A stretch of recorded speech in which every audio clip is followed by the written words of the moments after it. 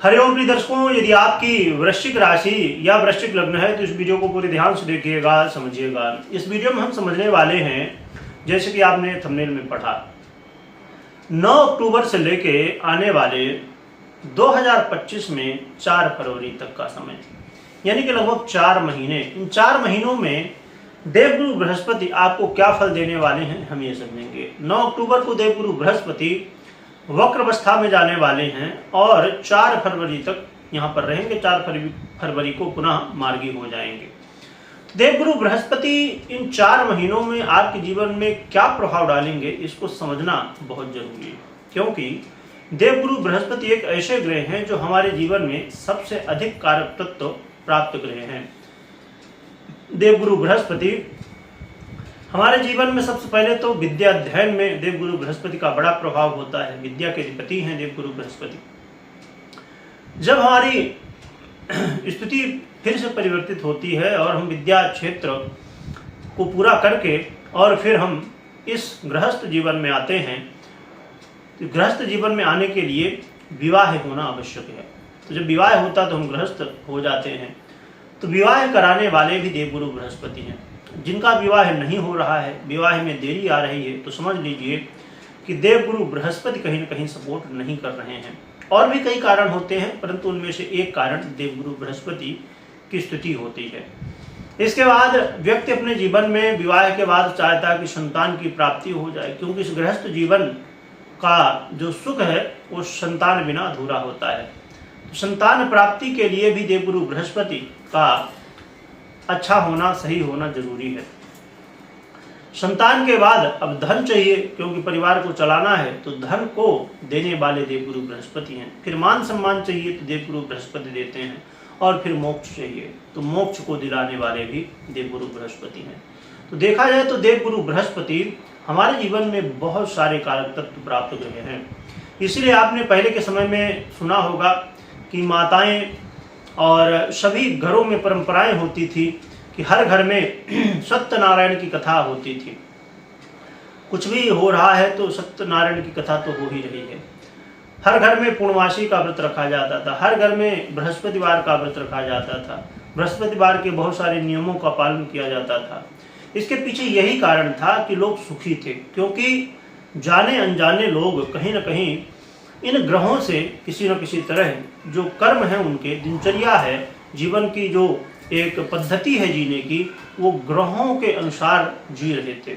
भले वो जानते ना हो कि हम ग्रहों के अनुसार जी रहे हैं, परंतु कहीं न कहीं ये चीज़ें होती थी। लोग पहले के समय में गुरुवार को बाल कभी भी नहीं धोते थे, बहुत सारे नियम, परंतु आज के समय में कोई मतलब नहीं। आज के समय में तो बस जो जमाना आया, जैसा आया उसी का परिणाम है कि आज के समय में लोगों के पास पहले से ज़्यादा सुविधाओं को उपभोग करते हुए, होते हुए सुविधाओं के, फिर भी लोग दुखी हैं। क्योंकि जो हमारे नियम हैं, हमारे सनातन में जो पद्धतियां पहले बनाई गई थी, तो उनमें बहुत सारी ऐसी चीज़ें थी कि अपने आप ही जीवन से बहुत सारे ग्रह नक्षत्र की समस्याएं खुद ब खुद दूर हो जाती थी। आइए समझते हैं कि अब वृश्चिक वालों को क्या फल देने वाले हैं।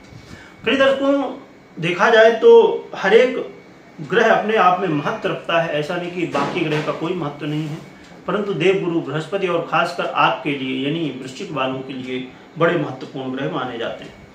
तो देवगुरु बृहस्पति आपके जीवन में इस समय, आप यदि कर्ज से, लोन से परेशान थे, तो कर्ज की स्थिति से बाहर निकालने का कोई न कोई मार्ग आपको दिखाएंगे। आप रोग बाधाओं से बहुत ज़्यादा पीड़ित थे, तो उन समस्याओं का समाधान आपको मिलता हुआ दिखाई देगा।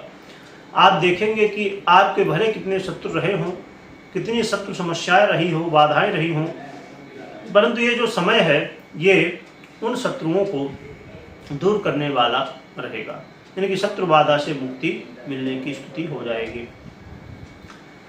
आप अपने जीवन में एक चीज जरूर समझ पा रहे होंगे कि इस समय का जो समय है, आप बड़े अच्छे निर्णय ले पाएंगे। इस समय आपका जो मानसिक तनाव था उसमें कमी देखने को मिलेगी, परंतु यहाँ पर कुछ स्थितियाँ हैं, धन आगमन भी होगा, कई सारे काम भी इस समय बनेंगे, परंतु ये बात को आपको ध्यान में रखना है कि बिल्कुल भी आपको जल्दबाजी नहीं करनी है, क्योंकि इस समय आपके अंदर जोश बहुत ज़्यादा आएगा और आप जोश में इस समय होश खो बैठेंगे। तो जोश में आके कोई भी काम करना इस समय नुकसानदायक रहने वाला है। साथ में आपको जैसे मैंने बताया कि शत्रु बाधा से मुक्ति मिलना है, रोग से मुक्ति मिलना है, ये सब चीज़ें तो होना है, परंतु आपको भी ये ध्यान में रखना होगा कि योग प्राणायाम करते रहिए, लोगों से बात विवाद से दूर रहिए। सबसे महत्वपूर्ण है अपने वाणी में संयम रखिए। यदि इन बातों का ध्यान रखते हैं तो देवगुरु बृहस्पति की कृपा से काफ़ी अच्छी स्थितियाँ बनने वाली हैं। परंतु एक बात मैं बता दूं, क्योंकि ये गहराई का विषय, इसको समझ के रखिए। शनिदेव की दृष्टि भी मेष राशि में है, तीसरी दृष्टि से देख रहे हैं, तो यहाँ पर शनिदेव का जो प्रभाव है वो भी रहेगा। तो शनिदेव का प्रभाव हमेशा होता है कार्य क्षेत्रों में, जो भी काम आप कर रहे हैं उनमें देरी लाना, उनमें संघर्ष करवाना, उनमें संघर्ष करा के फिर आपको विजय प्राप्त कराना। इसलिए थोड़ा धैर्य रखना होगा। और ये जो आपको लाभ मिलने वाले हैं, संभवतः देवगुरु बृहस्पति ये वक्र अवस्था से जाते जाते आपको लाभ दे सकें। तो इसलिए आप जल्दबाजी मत करिएगा, आराम से बिल्कुल धैर्य के साथ आगे बढ़िएगा। और कोई भी जब शनिदेव की दृष्टि संबंध या किसी भी तरह शनिदेव से संबंध हो जाए, वैसे हमेशा ही हमें सतमार्ग में चलने की आवश्यकता है, परंतु जब शनिदेव का संबंध हो जाए तो आप गलत रास्ते बिल्कुल नहीं अपना सकते हैं, बिल्कुल भी शॉर्टकट नहीं अपना सकते हैं। अपनाएंगे तो उल्टा होना शुरू हो जाएगा। इसलिए आप धैर्य रखिए। वैसे भी शनिदेव से आप प्रभावित हैं इस समय, तो जरूर आप सतमार्ग से ही जो भी करना है तो करिए, गलत रास्ते मत अपनाइए। और ये स्वयं में देवगुरु बृहस्पति हैं, तो ये बहुत जरूरी है। उपाय क्या करना चाहिए, तो आप हनुमान जी की आराधना कर ही रहे हैं, बहुत बढ़िया है। अब आपको क्या नियम कर लेना कि हनुमान जी के दर्शन नित्य प्रति मंदिर में जाके करिए, और साथ में वहाँ साफ सफाई का मौका मिले वो करिए, बड़ों का आशीर्वाद लीजिए। बस इतना ही करेंगे तो हनुमान जी की आराधना में पूरे राम दरबार की आराधना करिए, जिससे राम जी की भी आराधना हो जाएगी, हनुमान जी की भी हो जाएगी, सीता मैया की भी हो जाएगी। तो इससे आपका कल्याण होगा। राम दरबार की पूरी आराधना करिए इस समय, इसी से आपका कल्याण है। और नाम स्मरण खूब करिएगा।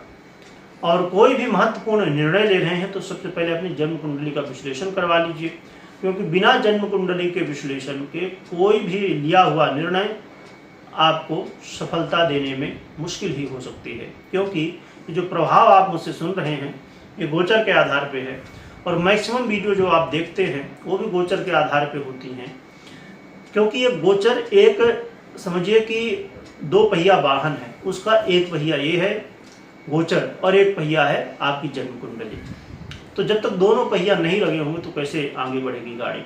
इसलिए दोनों पहिया का सही होना बहुत जरूरी है। संभवतः कई बार आप देखते होंगे, कई कमेंट भी आपने पढ़ा होगा बहुत सारी वीडियो में, कितने सारे यूट्यूब चैनल हैं, कितने सारे न्यूज़ चैनल हैं, बहुत सारी वेबसाइट हैं जहां पर आप राशिफल सुनते हैं, पढ़ते हैं।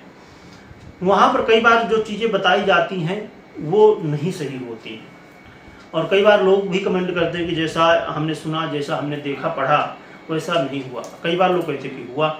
इसके पीछे कारण यही होता है कि गोचर में स्थिति बढ़िया, यदि आपकी जन्म कुंडली में भी स्थिति अच्छी हुई, दशाएं अच्छी सपोर्ट कर रही हैं तो काम हो जाता है। परंतु जन्म कुंडली में यदि स्थितियाँ कमजोर है, यहाँ तो ठीक है एक बार, तो फिर काम उतना बेहतर से नहीं बनता है, ढंग से नहीं बनता है, तो फिर लगता है कि अरे हुआ नहीं ऐसा। इसीलिए मैं हमेशा कहा करता हूँ, आपका समय भी लेता हूँ, पर ये बात हमेशा ध्यान में रखिए। कमेंट में जय श्री राम लिखिएगा, लिखने के साथ स्मरण करिएगा। वीडियो देखने के लिए बहुत बहुत धन्यवाद।